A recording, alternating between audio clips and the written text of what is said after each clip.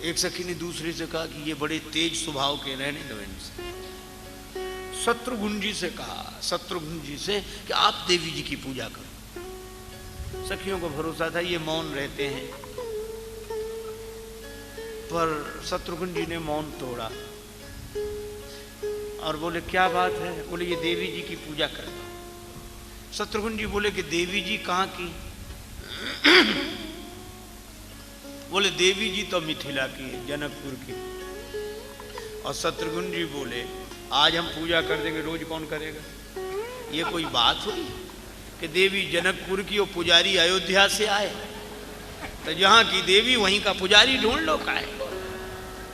खुद परेशान, दूसरे को परेशान कर रहे। दूसरी सखी बोली कि ये तो चुप ही रहते तो ही अच्छा था। पर दूर बैठे थे भरत जी। भरत स्वभाव सुशीतलताई, सदा एक रस वरन न जाई। भरत जी से कहा आप पूजा करें तो दूल्हे का मंगल होता है, कुल देवी हैं ये। भरत जी को लगा कि मूल रूप से तो दूल्हा श्री राम जी ही हैं और राम जी का मंगल हो वह कार्य तो हम करना ही चाहिए। सखियों ने कहा चलिए पूजा कीजिए। भरत जी आए, पुष्प अक्षत रोली चंदन षोडशोपचार से पूजा हुई। दीपदान नैवेद्य वेद विधि। कहा कि प्रणाम करो। अब भरत जी का प्रणाम, भूतल परे लकुटी की नाई। और जैसे ही भरत जी पूजा के लिए चले तो लक्ष्मण जी को बड़ा अटपटा लगा। राम जी से बोले कि भैया देखा वो भरत भैया देखो पूजा के लिए चल दिए और उनकी बातों में आ गए, मिथिला की देवियों की बातों में आ गए, पूजा के लिए जा रहे हैं। राम जी बोले लक्ष्मण भरत साधु हैं। लक्ष्मण जी बोले सो तो हम भी जानते हैं, लेकिन इतना तो ख्याल रखना चाहिए कि ससुराल है, पूरी साधुता यहीं दिखानी है इन्हें। राम जी बोले कोई बात नहीं। उधर सखियों ने कहा पूजा पूरी हुई, अब प्रणाम करो। और भरत जी जैसे ही भूतल परे लकुटी की नाई तो सखियों ने खिलखिलाहट के साथ पर्दा हटा दिया और ताली बजाने लगी। देखो देखो देखो किसे प्रणाम कर रहे हो, किसे प्रणाम कर रहे हो। भरत जी ने जो आंख उठाकर देखा तो देवी जी की मूर्ति तो नहीं, राम जी की जूतियां हैं। सभी तो हंसने लगे, पर भरत जी के तो आंखों में प्रेमाश्रु भर आए, आंसू बरसने लगे। बार बार प्रणाम करने लगे, बार बार प्रणाम करने लगे। सखियों को लगा ये बार बार प्रणाम क्यों कर रहे हो?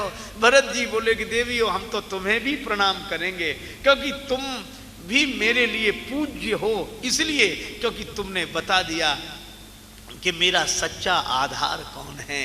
राम जी की पनही मोरे शरण, राम ही की पनही। और मानो संकेत था कि एक दिन राम जी भी मुझे 14 वर्ष के लिए छोड़कर चले जाएंगे, तब तब राम जी की इन्हीं पादुकाओं के सहारे मैं रह लूंगा।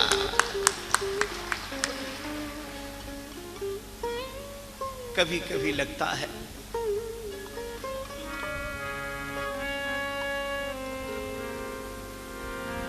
चाहो नहीं कुबेर कोश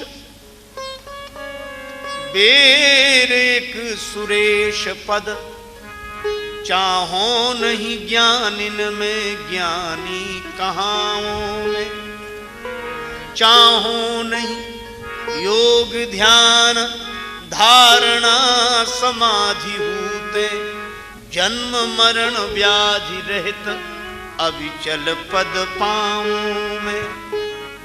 फिर उर में राजेश बस एक अभिलाष शेष, ताहि कर जोर निज नाथ को सुनाऊं मैं।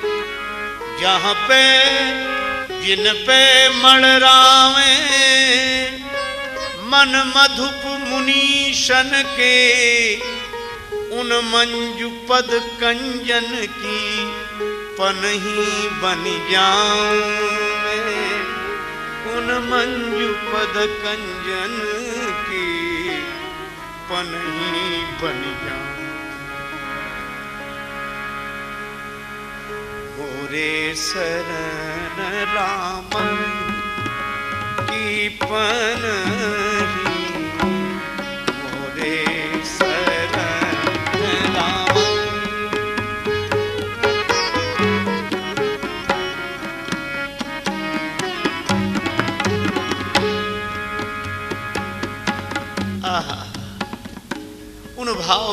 भरत को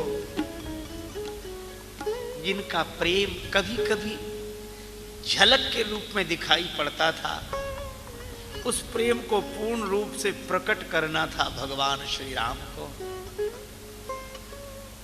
सिंधु ने सिंधु का मंथन किया, प्रेम सिंधु भरत का मंथन शील सिंधु श्री राम, कृपा सिंधु श्री राम जी ने। प्रेम आमीय मंदर विरह भरत पयोधि गंभीर, मथि प्रगट्यो सुर साधु हित कृपा सिंधु रघुवीर। भरत रूपी समुद्र का मंथन हुआ, विरह के मंदराचल से जब मथा गया तो समुद्र का मंथन जब जब हुआ है अमृत पाने के लिए, तब तब विष पहले निकल आया है। और वह विष भगवान शिव ने पिया और अमृत देवताओं ने पिया। एक अद्भुत बात है, अमृत पीने वाले तो देव रह गए और जहर पीने वाले महादेव हो गए। क्यों? अरे अनुकूलता का अमृत पीकर तो कोई भी सुखी रह सकता है, प्रसन्न हो सकता है, लेकिन मुस्कुराकर जिसको गम का जहर पीना आ गया, और ये हकीकत है जहां में उसको जीना आ गया। जो विष पिए औरों को अमृत पिलाए। मुझे लगता है कि भरत रूपी समुद्र का मंथन हुआ प्रेमामृत प्रकट करने के लिए, पर विष पहले निकल आया। दुर्वचनों का विष, दुर्वाक्यों का विष, और इस विष का पान किया कैकेयी माता ने। बर मांगत मन भई नहीं पीरा, गरिन जी है मुंह परे न कीरा। भूप प्रतीत तोरि किमि कीन्ही, मरण काल विधि मति हर लीनी। और कभी कभी तो मुझे लगता है कि अगर कैकेयी माता ने यह गरल पान न किया होता तो सारे समाज को राम प्रेम का अमृत कहां मिलता। स्वयं गरल का पान किया पर जग को अमीय पिलाया। ऐसी मां कैकेयी की महिमा जग ही जान न पाया। कैकेयी जी से भरत जी ने कह दिया, तुम मेरी मां नहीं हो। तजो पिता प्रहलाद विभीषण बंधु भरत महतारी। और यहां तक कि कैकेयी जबलों जियत रही, तबलों बात मातु सो मुंह भरी भरत न भूल कही। जब तक कैकेयी माता जीवित रही, भरत ने कभी मां नहीं कहा। ऐसे श्री भरत। लेकिन एक कथा मुझे स्मरण में आई। कौशल्या पहिए दो भाई। श्री भरत शत्रुघ्न तो कौशल्या माता के भवन में गए। कैकेयी माता ने मंथरा से, वही एक सहयोगिनी उनकी बची थी, मंथरा से कहा कि इस भवन का द्वार बंद कर दे, अब हमारा इस अयोध्या में कोई नहीं। पर दूसरे दिन, 2 दिन बीतने पर सुमित्रा जी ने शत्रुघ्न जी से कहा कि शत्रुघ्न, कैकेयी माता उपेक्षिता हो गई है, तुम उनकी सेवा में जाओ। शत्रुघ्न जी गए, दरवाजा खटखटाया। कैकेयी जी ने मंथरा से कहा कि दरवाजा खोल, देख कौन है। जो दरवाजा खोलकर देखा तो शत्रुघ्न। अब मंथरा घबराई। उस समय तो भरत जी थे बचाने वाले, अब तो भरत जी भी संग नहीं है, पूरी दुर्दशा हो। कैकेयी जी ने पूछा कौन है। मंथरा कुछ कहती, इसके पहले शत्रुघ्न जी ने प्रणाम किया। एक भक्त संत ने बड़ा हृदय द्रावक चित्र खींचा है। कैकेयी माता की दशा क्या हो गई 2 दिन में। 2 दिन में दुर्दैव दशायों कीन्ही तन की, श्वेत भय सिर केश, छीन भई दृष्टि द्रगन की। रक्त विहीना अस्थिमयी कंकाल देह में, मातु न जानी जाती यदि होती न गेह में। परी कुशासन पे विकल व्यापो हृदय विशेष दुख, और जीवन में देखो न कहूं ऐसो दीन मलिन मुख। 2 दिन में यह दशा पश्चाताप की ज्वाला में जल रही माता कैकेयी, शत्रुघ्न जी ने प्रणाम किया, और जैसे ही प्रणाम शब्द कान में पहुंचा, मां कैकेयी बोली, किसको प्रणाम कर रहे, कौन हो तुम, किसको प्रणाम कर रहे, प्रणम्य न दिखे कोई कहीं है। शत्रुघ्न जी बोले, मैं आपके ही पास आया हूं। कैकेयी जी बोली, कोई आवो मत, कोई आवो मत, कालिमा अभी इस मुख की धोई नहीं है। शत्रुघ्न जी ने कहा कि माता ऐसा न कहो। कैकेयी जी बोली, तुम मुझे माता न कहो, माता न कहो, उन चारु चंद्र रघुवंशी राजकुमारों में मैं किसकी माता बनूं, सुकीर्ति किसी ने खोई नहीं है। चारों में से किसकी मां कहलाने लायक हूं मैं। रोने लगी कैकेयी माता, और रोते रोते बोली, हाँ एक ही था। कौन? जो मुझको माता कहता था, शिशुपन से जिसको सुत समझा। और ऐसा दैव योग, ऐसी मेरी बुद्धि बिगड़ी कि हतभागिन दे बनवास उसे, क्षण भर भी रोई नहीं है। वन भेजते समय में रो भी नहीं सकी। लेकिन विडंबना देखो, यह सब जिस सुत के लिए किया, यह सब जिस सुत के लिए किया, देकर सुहाग वैधव्य लिया, उसने भी त्याग विनीत दिया, तू मेरी कोई नहीं है।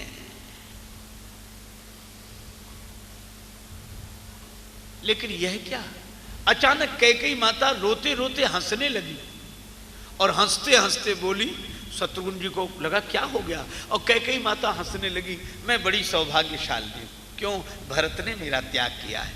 तो मां इसमें हंसने की क्या बात है। कैकेयी माता ने अनोखी बात कही। कैकेयी जी ने कहा, मैं धन्य हो गई, आज भरत ने यद्यपि मुझको त्याग दिया। मैं धन्य हो गई, आज भरत ने यद्यपि मुझको त्याग दिया, कीच ही सही, मैं कीचड़ ही सही, कीच ही सही, मलमयी किंतु कीच ने कमल उत्पन्न किया। मेरी दुर्गंधि विनीत बहे, पर पुष्प मेरा सौरभमय है। रघुवंशी को जो उचित, लाल को चरित वही गौरवमय है। लाल का चरित वही गौरवमय है। लेकिन मां, वे आपको मां नहीं कहते। कैकेयी जी बोली, तू मेरी नहीं कोई, विनीत वह भले ही कहे, पर मैं तो यह कहूंगी, सपूत वह मेरो है। मैं तो उसे बेटा कहूंगी। और भरत जी कौशल्या माता के द्वार पर आए हैं। बड़ा करुणापूर्ण प्रसंग है। कौशल्या माता, जिस दिन से श्री राम बन गए हैं, उस दिन से मां कौशल्या ने जल भी नहीं पिया है। शरीर कृश है। माता कौशल्या एक सखी से पूछती हैं, आलीरी राम लखन कित होए हैं। राम लक्ष्मण कहां होंगे, और अगर वन में भी होंगे तो सवेरे से क्या खाया होगा। भोरही के भूखे हुए हैं, प्यासे मुख सूखे हुए हैं, चलत पांय दूखे हुए हैं, जगे मग रात के। रात भर जंगल में जागे होंगे, खाने को क्या मिला होगा, प्यास के कारण मुख सूख गया होगा। और एक बात क्या, सूरज की किरण लागे लाल कुमलाने हुए हैं, कंटक लगे थे झगा फाटे हुए हैं गात के। लेकिन अब तो शाम हो गई, आली अब भई सांझ, हुए हैं काहू बन माझ, भई क्यों ना बांझ, ही फाटे क्यों ना मातु के, त्याग के घरौना, काहू बन के तरौना तर, सोए हुए हैं छोना, बिछोना करी पात के। पत्तों के बिछोने पर छोना सोए होंगे जंगल में। कौशल्या जी हाथ में कुछ लिए हैं। क्या लिए हाथ में? तुलसीदास जी गीतावली में लिखते हैं, जननी निरखत बाण धनुहिया। राम जी के बचपन के खिलौने धनुष बाण को कौशल्या जी देख रही हैं और बार बार उर नैन नीलावत प्रभुजू की ललित पनहिया। राम जी की छोटी छोटी सी पनही कौशल्या माता हृदय से लगाती हैं, नेत्रों से लगाती हैं और कभी कभी कहती हैं, विधाता हाय जिन पिता के चार चार प्रतापी लाल। राम लक्ष्मण भरत शत्रुघ्न जैसे चार चार जिसके बेटे हों और आज क्रिया बिन बेहाल परी उन्हीं की काया है। बावरे विधाता विचित्र तेरी माया है। रोने लगी और रोते रोते चेतना नहीं रही, होश नहीं रहा। सखी से बोली, अब तो बड़ी देर हो गई, आज क्या बात है? मेरी पुत्र वधुएं श्री सीता को आगे करके मुझे आशीर्वाद, मुझसे आशीर्वाद लेने नहीं आई। सी आगे करी लेन आशीष न आई सुत वधुएं। सखी रोने लगी। वे यहां हैं कहां जो आती? नहीं नहीं, समझा देना, यहाँ तो आना चाहिए, ये परंपरा है, इसका त्याग नहीं करना चाहिए। सखी रोने लगी, किन्हें समझाऊं? सीता जी को समझाओ, सबको लेकर आए मुझसे प्रणाम करने, लेकिन वे यहाँ कहाँ हैं? कहाँ हैं? वन में। और जो वन सुना रोने लगी। कौशल्या माता रोने लगी। सवेरा फिर भी होगा, लेकिन इस आंगन में को अब प्रात कलेऊ मांगत रूठी चले गो माई। माता अत्यंत व्यथित हैं। उसी समय श्री भरत कौशल्या माता के भवन के द्वार पर पहुंचे। आवाज सुनाई पड़ी, पति विहीना पूतहीना मातुरी तुम हो कहाँ। आ गया घर का वही षड्यंत्रकारी खल यहाँ।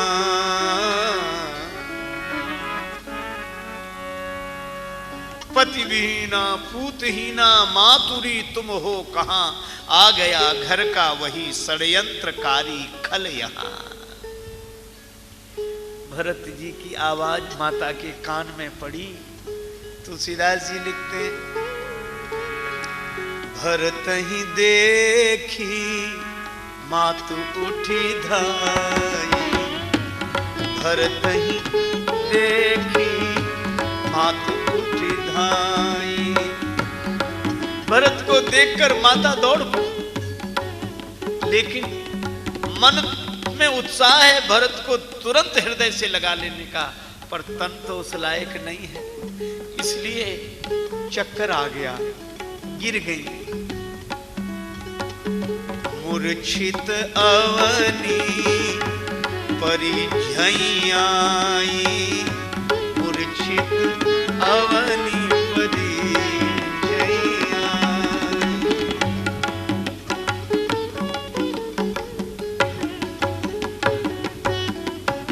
मूर्छित होकर गिर गई।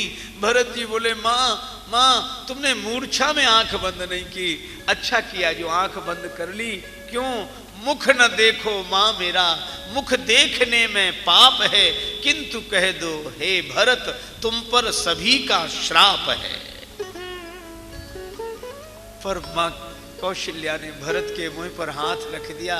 भरत ऐसा न कहो, ओ भरत बेटा न तुझ में द्वेष की दुर्गंध है। साक्षिणी मैं हूं, मुझे उस राम की सौगंध है। भरत तुम में द्वेष की दुर्गंध नहीं हो सकती, मैं राम की सौगंध करके कहती हूं। लेकिन एक बात है बेटा, क्या? मेरी गोद में आ जा, गोद में आ जा।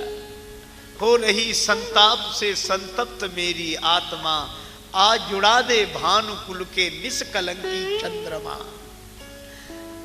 माता ने भरत को गोद में बिठा लिया और तुलसीदास जी ऐसा दृश्य खींचते हैं कि ऐसा ऐसा भाव वात्सल्य का उमड़ा, थन पय श्रवही नयन जल छाए। माता की छाती से दूध झरने लगा, नेत्रों से आंसू बरसने लगे।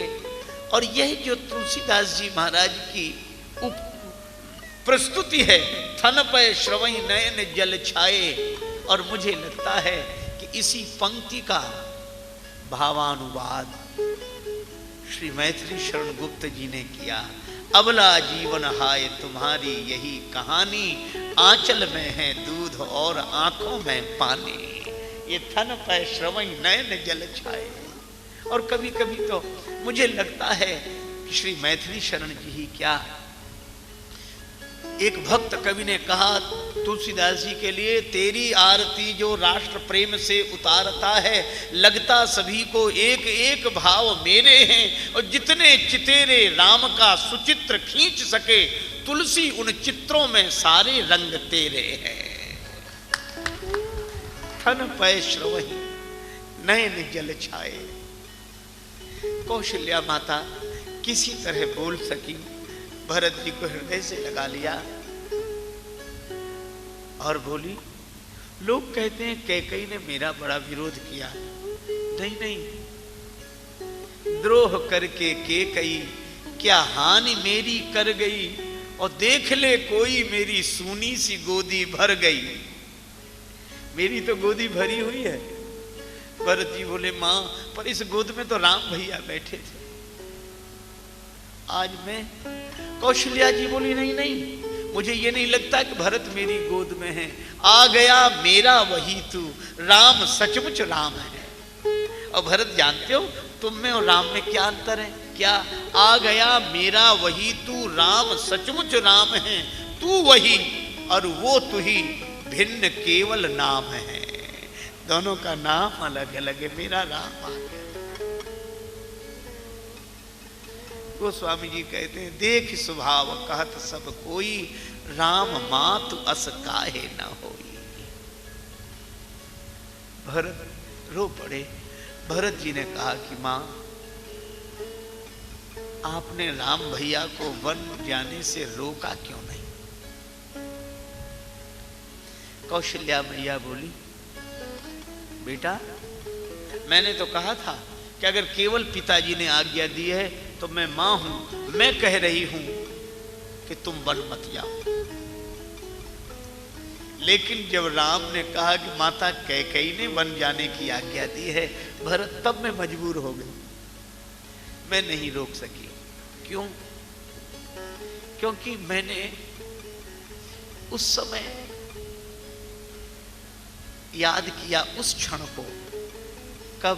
बोले जब छोटे से राम जी और भरत, तुम, लक्ष्मण, शत्रुघ्न चारों जब आंगन में खेलते थे ना। भरत जी बोले, हाँ मां, तो क्या हुआ? बोले, मेरे मन में बहुत दिन से यह भावना थी कि कब वह शुभ दिन आएगा जब राम मुझे मां कहेगा। पहली पहली बार तोतली बोली में राम ने मुझे मां कहा। कौशल्या जी कहती है, मुझे आनंद तो बहुत हुआ, प्रेम भी बहुत उमड़ा, लेकिन मैंने राम के मुख पर हाथ रख दिया। कहा कि नहीं नहीं, मुझे मां मत कहो, मैं तुम्हारी मां नहीं हूं। तो राम ने तुतला कर पूछा कि फिर मेरी मां कौन है? तो मैंने इशारा कर दिया कैकेयी की तरफ और यह कहा। तुलसीदास जी लिखते हैं कि राम ने जब मुझे मां कहा तो कौशल्या जी बोली, कहे मोह मैया। मैंने कहा, मैया मैं भरत की, और बलि जाऊं भैया तेरी मैया कैकेयी है। मैंने कहा कि मैं भरत की मां हूं और राम बलिहारी जाती हूं, तुम्हारी मां तो कैकेयी है। आज कौशल्या जी बोली, बेटा भरत, जिस बालक को बचपन से यह संस्कार दिया हो कि कैकेयी तुम्हारी मां है, उसी बालक को माता की आज्ञा पालन करने से मैं कैसे रोक देती। लेकिन मां अयोध्या उजड़ गई। कौशल्या जी बोली चाहे सब कुछ उजड़ जाए पर संस्कार नहीं उजड़ना चाहिए। शुभ संस्कारों की तो रक्षा करनी चाहिए, स्थापना करनी चाहिए। कैसे रोकती, लेकिन मैं भी तो नहीं रह सकी राम के बिना। मैंने कहा कि राम, एक पंक्ति पर आप ध्यान देंगे। कौशल्या जी ने राम जी से कहा कि जो सुत कहो मोहि संग लेहु, तो तुम्हारे हृदय हो ये संदेह। अगर मैं यह कहूं कि मुझे भी वन में साथ ले चलो, तो तुम्हारे मन में संदेह हो जाएगा। स्पष्ट नहीं हुआ संदेह क्या हो जाएगा, बस पंक्ति लिखकर तुलसीदास जी आगे बढ़ गए। पर एक भाव मुझे बहुत प्रिय लगता है। कौशल्या जी बोली, राम तुम्हारे मन में एक संदेह हो जाएगा। क्या? बोले, एक तो भरत की मां कैकेयी हैं जो राम का युवराज पद पर अभिषेक उत्सव नहीं देखना चाहती। और कौशल्या जी बोली, अगर मैं कहूं कि राम मुझे भी अपने साथ वन ले चलो, तो तुम्हें कहीं यह संदेह ना हो जाए क्या राम की मां कौशल्या भी भरत का राज्याभिषेक नहीं देखना चाहती, इसलिए वन जाने की बात कर रही है? तो नहीं नहीं, राम जैसे मेरे लिए तुम, वैसा भरत, मैं भरत का राज्याभिषेक देखूंगी, यही रहूंगी। भरत जी तो रोने लगे, चरणों में सिर रख दिया। माता, तुम्हारे जैसे जननी के कोख से परमात्मा ही प्रकट होते हैं, मनुष्य रूप में अवतार लेते हैं। श्री भरत रात्रि भर कहते रहे एक ही बात, मां, अगर राम जी के वन गमन में मेरी सलाह हो तो जितने भी पाप हैं, उपपातक हैं, उन सब का फल मुझे मिल जाए। कौशल्या मैया बोली, भरत दोबारा मत कहना ऐसा।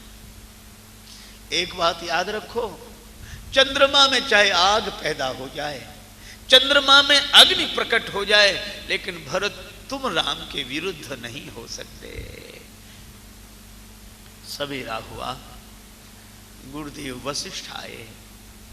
भरत को देखकर तो गुरुदेव वशिष्ठ भी रोने लगे। बिलखि कही मुनिनाथ, सुनऊ भरत भावी प्रबल, बिलखि कही मुनिनाथ, हानि लाभ जीवन मरण जस अपजस विधि हाथ। महाराज दशरथ का अंतिम संस्कार होने जा रहा था। माताएं सब सती होने के लिए आगे बढ़ी। आहा, भरत ने चरण पकड़ लिए सभी माताओं के, सभी माताओं के। कौशल्या जी ने कहा, क्यों रोक रहे हो? भरत जी ने कहा कि मां, पिताजी का मनोरथ था श्री राम जी को राज्य पद पर बैठे हुए देखने का, लेकिन उनकी वे आंखें यह दृश्य नहीं देख सकी, तो वे आपकी आंखों से तो वे दृश्य देखें। अपना मनोरथ देख पाए न पूज्य पिता, उनका मनोरथ मां किसको दिखाऊंगा? और इतने पर भी न मानोगी कहना यदि मेरी मात, तो तुमसे प्रथम साथ में पिता के मैं चिता में जल जाऊंगा। गही पद भरत मातु सब राखी, रही रानी दर्शन अभिलाखी। वह दिन बीता।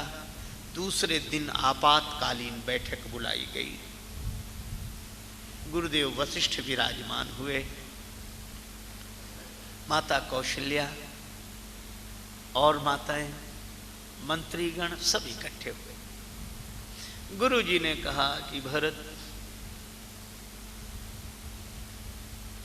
आहा,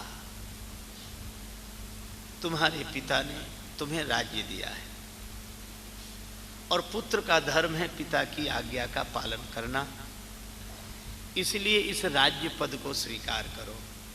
हाँ, एक बात है, तुम्हें अगर यह उचित न लगे तो राम जी के आने पर यह पद उन्हें सौंप देना। सेवा करे स्नेह सुभाएं। इसे सुनकर श्री सीताराम जी भी प्रसन्न होंगे और कोई इसे अनुचित नहीं बताएगा। इस पद पर बैठो। माता कौशल्या बोली, बेटा, तुम्हें यह बात अच्छी ना भी लगे तो भी पद पर बैठ जाओ, क्योंकि पूत पथ्य गुरु आयसु आहाई। गुरुदेव की आज्ञा पथ्य समझकर स्वीकार कर लो। मंत्रियों ने भी कहा कीजिए गुरु आयसु अवश्य, कहीं सचिव कर जोर। भरत जी ने सबकी बात सुनी, अंत में बोले गुरुदेव आप बिल्कुल ठीक कह रहे हैं, आप जो उपदेश दे रहे हैं इसका आचरण करने से मेरा भला होगा। क्या क्या भरत जी के गुणों की बात करूं, शील गुण भरत जी का। इसलिए गुरु अवमान दोष नहीं दूसरा, गुरुजनों की बात का मंडन किया, फिर अपना निवेदन किया। इसीलिए तुलसीदास जी कहते हैं कि भरत जी जब बोलते हैं ना तो वचन अमीय जन गोरी, अमृत में डुबाकर वचन बोलते हैं।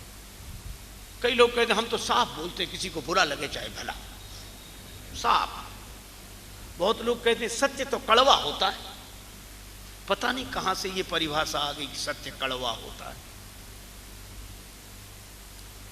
हमारे यहां सत्य बोलने की महिमा पर जोर है, पर साथ साथ प्रिय बोलने की। सत्यम ब्रूयात प्रियम ब्रूयात, न ब्रूयात सत्यम अप्रियम, अप्रिय सत्य मत बोलो। इसे एक उदाहरण से समझा जा सकता है। एक आदमी के घर आए मेहमान, बहुत जल्दी में थे, मिले और बोला मैं जा रहा हूं। बोले ऐसे कैसे, घर आए कुछ खा पी कर जाओ, जल्दी बनवा देता हूं। बोले नहीं नहीं वो इतना समय कहाँ है। तो बोले बाजार से मंगवा देता हूं। पिता ने 10 रुपए दिए, अपने बेटे को भेजा कि गरम गरम जलेबी ले आओ। बेटा जाने लगा, पिता बोला देख लेना गरम गरम का मतलब समझते हो क्या। बोले जैसे ही कढ़ाई से निकले वैसे ही।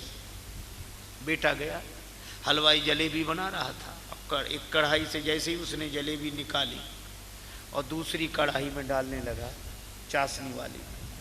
बेटा बोला ये क्या गड़बड़ करते हो। पिताजी ने कहा था जैसे ही कढ़ाई से निकले वैसे ही ले आना। अच्छा अब आप बताओ, अगर एक ही कढ़ाई से निकली वह जलेबी ले आए तो सिकी तो खरी है, खरी है, इसमें कोई संदेह नहीं, खरी है, लेकिन स्वाद आएगा नहीं आएगा जब तक चाशनी में न डुबोई जाए। बस यही है, अपनी वाणी की जलेबी को सत्य की कढ़ाई में खरी सेक तो लो, लेकिन शील की चाशनी में डुबोकर सामने वाले को दो। एक कवि ने तो कहा कि परमात्मा ने इस शरीर की संरचना में अस्थि का उपयोग किया है, प्रत्येक अंग में हड्डियां ही हड्डियां हैं, लेकिन एक यह जिह्वा ऐसी है कि इसमें कोई अस्थि का प्रयोग नहीं किया। क्यों? उस कवि ने कहा कि कुदरत को ना पसंद थी सख्ती बयान में, कुदरत को ना पसंद है सख्ती बयान में, इसीलिए तो दी नहीं हड्डी जवान में। भरत जी के द्वारा यह उपदेश लेना चाहिए कि अपने से बड़ों की बात का पहले मंडन करो, ऐसे नहीं सुनते ही वो बेचारे बोले नहीं नहीं नहीं ये ऐसा ऐसा नहीं, ये ठीक नहीं, तो हम सुनेंगे नहीं, अब ये कोई बात हुई, अपमान हो गया। भरत जी कहते हैं गुरु जी आप ठीक कह रहे हैं, माता जी आप ठीक कह रहे हैं, मंत्रीगण सब ठीक कह रहे हैं। गुरु जी बड़े खुश हुए, अब भरत सिंहासन पर बैठे। लेकिन भरत जी ने अत्यंत विनम्रता पूर्वक कहा गुरुदेव मुझे यह पद नहीं चाहिए। गुरु जी अवाक रह गए, बोले यह मेरी व्यथा है। गुरु जी बोले भरत तो क्या तुम दुनिया को यह दिखाना चाहते हो कि तुम पद के लोभी नहीं त्यागी हो, इसलिए यह पद छोड़ रहे हो। धन्य है श्री प्रेम मूर्ति है। श्री भरत जी तुरंत बोले गुरुदेव मैं तो पद का लोभी हूं इसलिए पद छोड़ रहा हूं। गुरु जी बोले ये अजीब तर्क है, त्यागी लोग पद छोड़ते हैं, लोभी आदमी कहीं पद छोड़ता है। भरत जी बोले गुरुदेव कभी कभी लोभी आदमी भी पद छोड़ देता है। कहा कब? बोले किसी लोभी को बड़ा पद मिल जाए तो छोटा पद छोड़ देता है। तो भरत इस अयोध्या के राज्य पद से भी कोई पद बड़ा है? हाँ गुरु जी। देखे बिनु रघुनाथ पद जिय के जननी न जाय। राम पुनीत प्रेम अनुगामी। आपने कहा था कि जिनके भजन के बिना हृदय की जलन नहीं जाती वे श्री राम तुम्हारे पुत्र बने हैं। आपने कहा था पिताजी से? गुरुजी बोले हाँ कहा था। बोले गुरुजी आपने तब कहा था, आपकी वही बात आज मैं दोहरा रहा हूँ कि देखे बिन रघुनाथ पद जिय के जरन न जाए। तो आपकी ही आज्ञा का पालन है। गुरुजी प्रसन्न हो गए, लेकिन एक बात कही, भरत अगर मैं तुम्हें बला जबरदस्ती सिंहासन पर बिठाऊं तो नहीं बैठोगे? भरत जी बोले बैठना पड़ेगा, लेकिन परिणाम बड़ा अमंगलपूर्ण होगा। क्या? बोले गुरुदेव अगर आप गुरोर आज्ञा गरीयसी के अनुसार मुझे जबरदस्ती सिंहासन पर बिठा दोगे तो एक ही दुष्परिणाम होगा, मोहि राज हठ देहु जबहि रसा रसातल जाई है तबहि। पृथ्वी रसातल को चली जाएगी अगर मुझे सिंहासन पर बिठा दो। गुरुजी बोले भरत इस धरती पर हिरण्याक्ष हिरण्यकश्यप का राज्य रहा, पृथ्वी रसातल को नहीं गई। रावण कुंभकर्ण का राज्य है, पृथ्वी रसातल को नहीं गई। और भरत तुम्हारे जैसा महात्मा राज्य सिंहासन पर बैठ जाएगा तो पृथ्वी रसातल को चली जाएगी। यह तर्क मेरी समझ में नहीं आता। भरत जी ने अत्यंत विनम्रता पूर्वक कहा गुरुदेव पृथ्वी हिरण्याक्ष हिरण्यकश्यप का अत्याचार सहन कर सकती है, क्योंकि पृथ्वी माता जानती है कि ये राक्षस है। रावण कुंभकर्ण का अत्याचार पृथ्वी सहन कर लेती है, क्योंकि पृथ्वी माता जानती है कि राक्षस है। लेकिन गुरुदेव जब हिरण्याक्ष हिरण्यकश्यप रावण और कुंभकर्ण का काम राम का भाई करने लगे तो पृथ्वी भरोसा किस पर करेगी? वह तो रसातल को चली ही जाएगी। रसा रसातल जाइए। मैं कहता हूं भरत वह नाम है जिस नाम का स्मरण करने से जीवन पवित्र हो जाता है। आप कल्पना करो तब से और अब की, और भरत से और हम जैसे आदमी की। भरत जी कहते हैं कि हमें पद पर बिठा दोगे, हमें राज्य पद पर बिठा दोगे तो पृथ्वी रसातल को चली जाएगी। और हम कहते हैं कि हमें अगर पद पर नहीं बिठाओगे तो देश रसातल को चला जाएगा। अगर बचाना है तो हमें बिठाओ। भरत जी कहते हैं रसा रसातल जाइए तब वही। और श्री भरत देखो क्या लेने के लिए गए, क्या देखने के लिए गए? देखे बिनु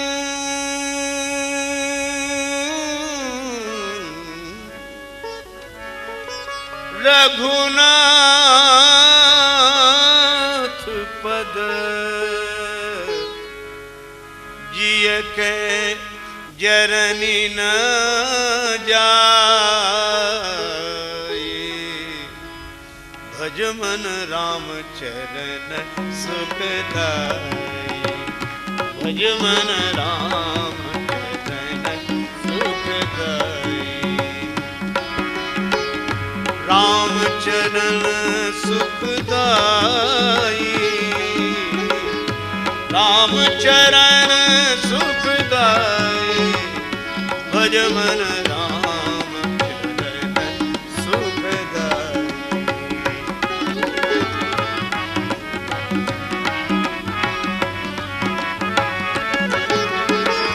जिन चरणन की चरण पादुका भरत रहे मन लाई। भरत रहे मन लाई। भरत रहे लीवला। भरत रहे लीवला। भज मन राम चरण सुखदाई। भज मन भज मन भज मन राम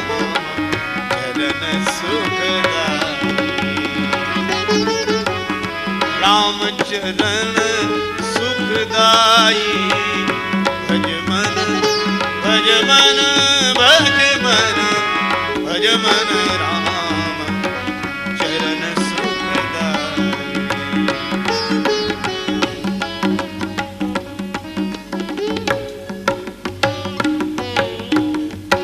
भरत जी क्या देखने के लिए गए? देखे बिनु रघुनाथ पद, जिय के जननी न जाए। वे राम जी के पद दर्शन के लिए गए, गए पद दर्शन के लिए और लौटे तो पादुका लेकर।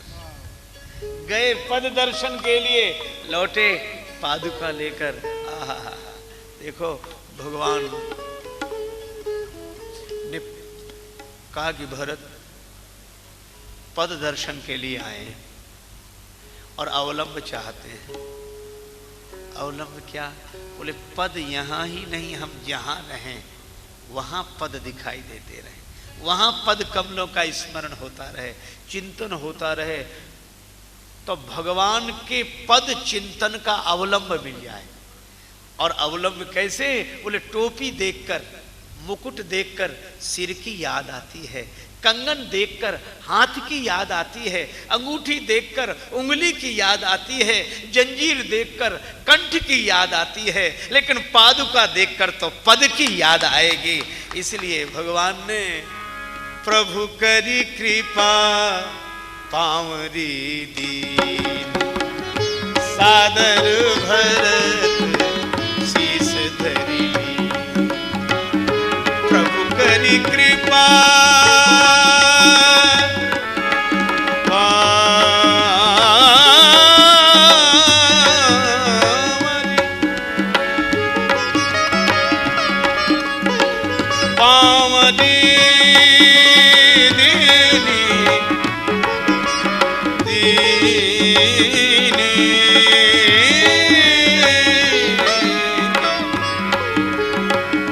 सादर भरत शीस धरि लीन, सादर भरत शीस धरि लीन, सादर भरत शीस धरि लीन, शीस धरि लीन। नमस्ते दोस्तों, तरुण मंथन में आपका स्वागत है। इस YouTube चैनल पर हम सद्गुरु के शिक्षाप्रद संदेशों को अनमोल ज्ञान के साथ साझा करते हैं। इस सफर में हमारे साथ जुड़ने के लिए जरूर सब्सक्राइब करें और हमारे वीडियो को लाइक और शेयर करें। धन्यवाद।